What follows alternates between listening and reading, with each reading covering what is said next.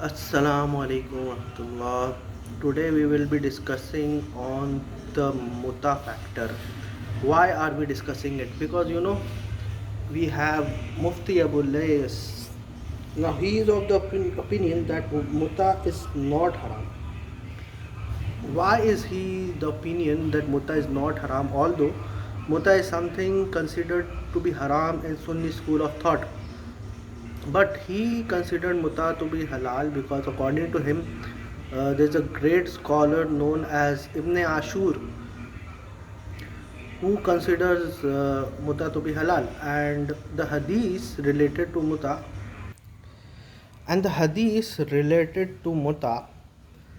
they say, of course, they are contradictory in nature. If few hadiths prohibits the Muta, and other hadiths just grant them sanction, and they are contradicting in nature. So in Maliki school of thought or Hanfi school of thought, I'm not saying that they consider it permissible, but according to their usul, they say that any hadith which contradicts, we will not base our opinions on that. So this is the reason even Mufti Abu Les feels that Muta should be allowed. Also, there is another scholar in Urdu known as Muhammad Talha Alvi. He is a Sunni, by the way, Sunni, or rather you can say he's been inspired by Gandhi Sahib, like I am, and he also gives this argument that there is no evidence. He actually gives a different perspective. We know that the hadiths prohibiting muta are contradicting in nature, so we will not go from by the hadith way because they are contradicting each other. When was muta banned, and whether and even the sahabi like Ibn Abbas radiallahu anhu, whether he practiced muta or not. So all of these are contradicting in nature. So we need to go to the Quran and Sunnah. By Quran or Sunnah, they say, and even I say, that it is something which is established and not through solitary narration. So he asked a very valid question. Okay, tell me, where in the Quran Nikah Muta is haram? Fine. So you need to prove that Nikah Muta is haram. A nikah which is time bound. Fine. A nikah which is time bound, or a contractual nikah, where it is haram in the Quran. That's what they ask. No, you need to prove that it is halal. We don't need to prove that it is haram. No, because nikah or marriage is something which has been ongoing since humanity. If this thing was haram, Quran would have spell it out, because this has been carried out like how the non-Muslims do nikah.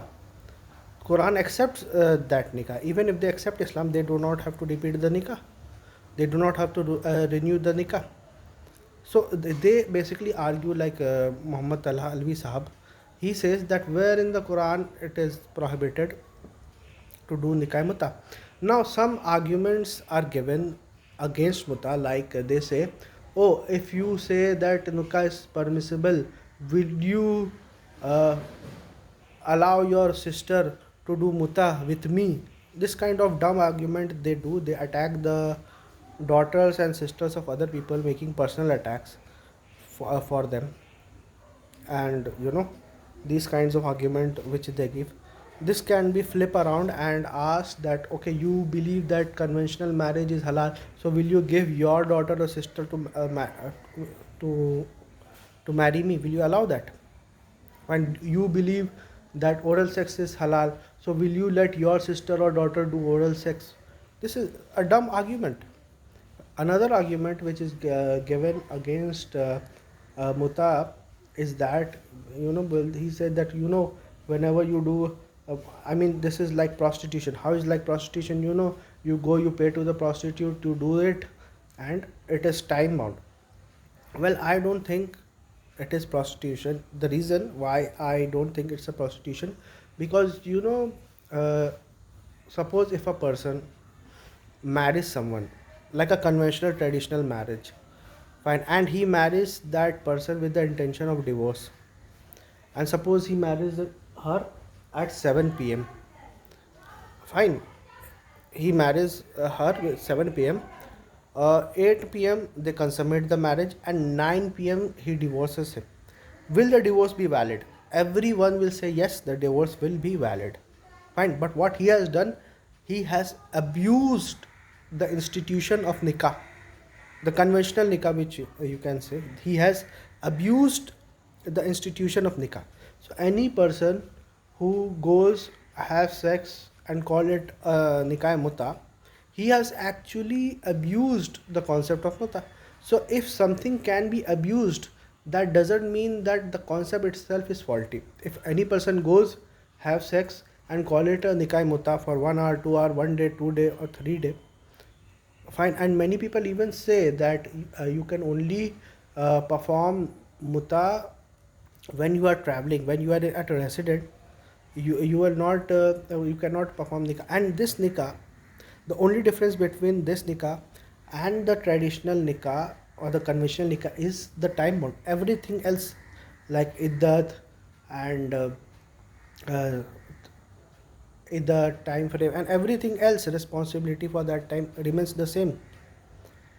So this is something which should be pondered upon. I am, see what I am saying right now, not necessarily this is my view.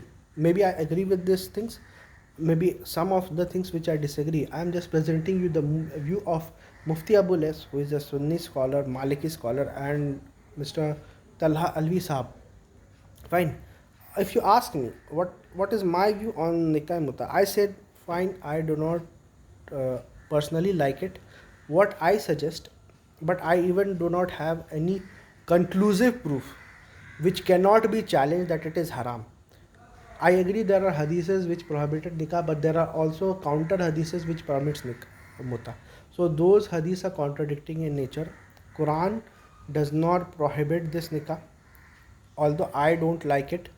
And even in Sunni scholarship, there are various kinds of nikah, like nikah misyar, which they permit to do, like nikah with the intention of divorce. Even though they dislike it, but they say that it is a valid nikah. So if these two nikahs are valid, I don't think that uh, nikah muta, if not abused, because even these two nikahs can be abused, even the conventional nikah can be abused. Fine. So if nikah muta, if not abused, I don't think that there is and there can be any problem to it.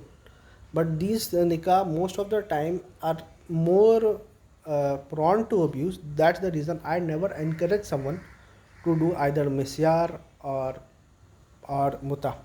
But even these two marriages are still better with a marriage like intention to divorce. And by the way, by marriage I always mean, whether that be nikah muta, nikah misyar, or anything, I always say that marriage means that you need to declare it's a marriage. It's not a secret marriage. Secret marriage is not a marriage according to the Quran. Fine. So I do not consider secret marriage to be valid. I know that many people have done it. I will not give a ruling on it or fatwa on it that they have committed zina, but I consider it zina because Quran explicitly said that do not take secret companions. So if you are doing muta, if you are doing misyar, you need to declare it. Fine, you cannot hide it. Nikah, the difference between nikah and zina is that nikah is declared and zina is undeclared.